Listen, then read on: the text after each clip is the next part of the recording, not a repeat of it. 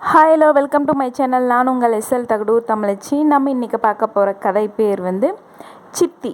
ஓகேங்களா? எல்லோரும் சித்தி அப்படின்றோடனே அப்பாவோட 2வது ஒய்ஃபு பையனை கொடுமைப்படுத்துவாங்க, அப்படி இப்படி பண்ணுவாங்க அப்படின்னுலாம் நினைக்காதீங்க.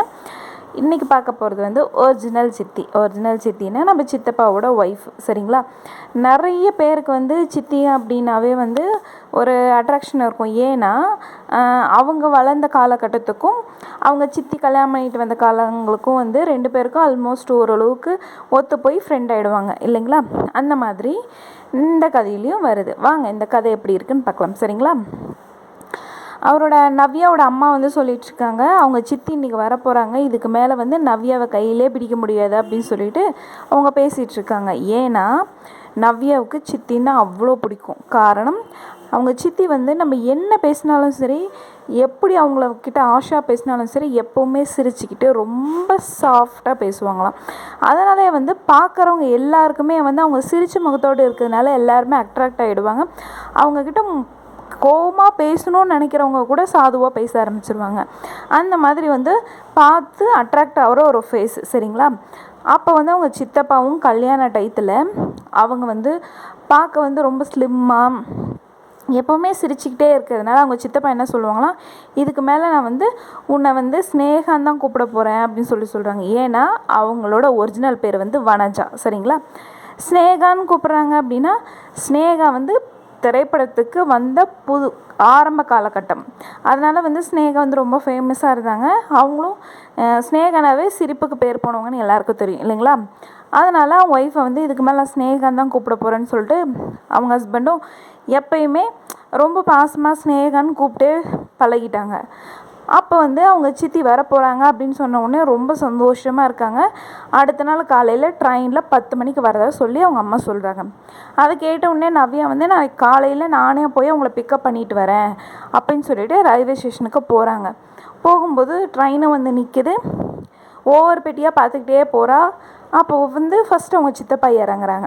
இறங்கினோடனே எங்கள் சித்தப்பா நல்லா இருக்கீங்களான்னு பேசிட்டு அவங்க சித்திக்கிட்ட சரி அவங்க சித்தப்பா கிட்டே சித்தி எங்கன்னு கேட்குறாங்க. பின்னாடி வரா அப்படின்னு சொல்லிட்டு போயிடுறாங்க. போனோன்னே என்னடா சித்தப்பா அப்படி சொல்லிட்டு போகிறாரு அப்படின்னு சொல்லிட்டு பின்னாடி சித்தியை பார்த்தா சித்தி வந்து கையில் ஒரு குழந்தையோட ரொம்ப குண்டாக பார்க்கவே கடுக்கடுன்னு குழந்தைகிட்டே ஏதோ கடுக்கடுன்னு பேசிகிட்டு இருக்காங்க. நம்ம சித்தியா இது அப்படின்னு சொல்லிட்டு ஒரு பிரமிப்பாக ஒரு கொஞ்ச நேரம் பார்த்துட்டே இருக்கா. பார்த்துட்டே இருந்தோடனே இறங்கி வந்த உடனே என்ன சித்தி நல்லா இருக்கீங்களா அப்படின்னு சொல்லிட்டு என்ன இப்படி ஆகிட்டீங்கன்னு எல்லாம் தலையெழுத்து அப்படின்னு சொல்லிட்டு ரொம்ப சலிப்பாக அந்த குழந்தைய எடுத்து அவங்க நவ்யா கிட்டே கொடுக்குறா. குழந்தைய அழுந்துகிட்டே இருக்குது. இது வேறு எப்போ பார்த்தாலும் நைன்னுட்டுருக்கு அப்படின்னு சொல்லிட்டு ஒரு எரிஞ்செறிஞ்சு விழுற. சித்தி இப்படி பேச மாட்டாங்களே, ஏன் இப்படி இருக்காங்க அப்படின்னு சொல்லிட்டு அவளுக்குள்ள பல குழப்பங்கள். அப்போ வந்து சித்தப்பா கிட்ட போய் கேட்குறா, ஏன் சித்தப்பா சித்தி இப்படி இருக்காங்க அப்படின்னு சொல்லிட்டு கேட்குறாங்க. அதுக்கு வந்து அவள் வந்து அதுவும் இல்லாமல் நீங்கள் எப்பயும் சித்தியை வந்து ஸ்னேகான் தான் கூப்பிடுவீங்க, இப்போ பேர் சொல்லி வனஜானே கூப்பிட்றீங்களே அப்படின்னு சொன்னாங்க. எங்கம்மா ஸ்னேகாவாக இருந்தா, புன்னைக்கு அரிசியாக இருந்தா, அதனால அவளை ஸ்னேகான்னு கூப்பிட்டேன். இப்போ தான் அவள் பெரிய ராட்சசியாக மாறிட்டாள். இப்படி என்ன சித்தப்பா நீங்கள் இப்படி சொல்கிறீங்க அப்படின்னு. எல்லாம் என் தலையெழுத்தமாக கல்யாணம் ஆன புதுசில் நல்லா தான் இருந்தா, வர வர வர அவளுக்கும் எப்படின்னா எல்லாரோட மனைவி மாதிரி இவரும் வந்து ராட்சசியாக மாறிட்டு அப்படி. சரி வாங்க வீட்டில் போய் பேசிக்கலான்னு சொல்லிட்டு வீட்டுக்கு போகிறாங்க. போயிட்டு விருந்து உபசரிப்பெல்லாம் நடந்து முடிஞ்சதுக்கு உடனே ஓய்வெடுக்க போயிடுறாங்க. அப்போ போய் நவ்யா வந்து சித்தப்பா கிட்ட பேசுகிறான். ஏன் சித்தப்பா என்னாச்சு, சித்தி ஏன் இப்படி மாறிட்டாங்க அப்படின்னு சொல்லிட்டு கேட்குறா. அதுக்கு வந்து ரொம்ப நாள் நல்லாதாம்மா இருந்தா, அவளுக்கு வந்து இப்போ 47 வயசு ஆகுது, இர்ரெகுலர் பீரியட் வேறு. அந்த பீரியட் நிற்கிறதுக்காக வந்து அவளுக்கு வந்து ஓவராக ப்ளீடிங் ஆகுது. அதனால் வந்து எது எடுத்தாலும் தொட்டதுக்கெல்லாம் எரிஞ்சு விழறா. அது மட்டும் கிடையாது, இப்போ வந்து இர்ரெகுலர் பீரியட்ன்றதுனால ரொம்ப உடம்பு போட்டுட்டா. அதனால் நான் வந்து ஒரு நாள் ஏதோ யதார்த்தமாக இப்படி குண்டாயிட்டியே அப்படின்னு சொன்னேன். அதுக்கு சிடுன்னு சண்டைக்கே பிடிச்சிக்கிட்டாப்பா. நல்லா தான் இருந்தா, என்னாச்சுன்னே தெரியல அப்படின்னு சொல்லிட்டு அவர் சொல்கிறா. அதுக்கு வந்து நவ்யா சொல்கிறா, சித்தப்பா ரெகுலராக மாதம் பீரியட்ஸ்ன்னு வந்தாவே ஒவ்வொரு ஆளுக்கும் வந்து எவ்வளோ கஷ்டம் தெரியுங்களா? ஒவ்வொரு பெண்மணியும் வந்து அவ்வளோ கஷ்டப்படுவாங்க. அந்த 3 நாள் முடியறதுக்குள்ளே அவங்க வந்து எவ்வளோ வலியை அனுபவிக்கிறாங்க தெரியுங்களா? சில பேருக்கெல்லாமே வந்து கத்தி எடுத்து குத்திக்கலாமா அப்படின்ற அளவுக்கு வலியை தாங்க முடியாமல் இருப்பாங்க. சில பேர் சூசைடே பண்ணிப்பாங்க. அந்த அளவுக்கு இருக்கிற போது சித்தி மட்டும் விதிவிலக்கா? அதை நீங்கள் தானே சித்தப்பா புரிஞ்சு நடந்துக்கணும் அப்படின்னு சொல்கிறாங்க. அதுக்கு வந்து ஆமாம்மா, நீ சொல்கிறதும் கரெக்டு தான். நான் வந்து அவளை ராட்சசியாக மாறிட்டாலேன்னு நினச்சினே தவிர அவரோட வலியை நான் புரிஞ்சுக்காமல் போயிட்டேன் அப்படின்னு சொல்கிறா. அதுக்கு வந்து எல்லா ஆம்பளைங்களும் செய்கிற தப்பு அதுதான். மற்ற டயத்தில் அப்படி இருக்காங்க, ஏன் இந்த மாதிரி இருக்காங்க, அவங்களோட வலி என்ன அப்படின்னு புரிஞ்சிக்காமையே அவங்க வந்து இப்படி தான் அப்படின்னு சொல்லிட்டு நீங்களே அவங்கள வந்து வெறுத்து ஒதுக்கிடுறீங்க. அந்த டிப்ரெஷனில் அவங்க இன்னும் கோவப்பட ஆரம்பிக்கிறாங்க. அவங்க ஹெல்த் கான்ஷியஸ் போகுது. அதனால் அவங்களால எதுவுமே வந்து ஒரு சுயமாக எடுக்க முடியறதில்ல. நிறைய தப்பான விஷயங்களுக்கு போகிறாங்க. அப்புறம் வீட்டுக்குள்ளே பிரச்சனைகள் வருது. குடும்பம் வந்து குழஞ்சி போயிடுது. முடிஞ்ச வரைக்கும் அவங்களோட வலி என்ன அப்படின்றத நீங்கள் புரிஞ்சுக்கிட்டு நடந்துக்கோங்க சித்தப்பா அப்படின்னு சொல்கிறா. ஆமாம்மா, நீ சொல்கிறது கரெக்டு தான். வயசில் சின்ன பொண்ணாக இருந்தாலும் கரெக்டாக சொல்கிறேன். ஏன்னா ஒவ்வொரு பெண்ணும் அனுபவிக்கிற வலி வந்து இன்னொரு பெண்ணுக்கு தான் தெரியும். நீங்கள் எவ்வளோ தான் சாதாரணமாக சொன்னாலும் அந்த வலியை வந்து யாராலையும் வந்து சொல்லி புரிய வைக்க முடியாது. உணர்ச்சியால் மட்டுமே அதை புரிஞ்சுக்க முடியும். இதுக்கு மேலேயாவது வந்து சித்திக்கிட்டே நல்லா ஆறுதலாக பேசுங்க அப்படின்றாங்க.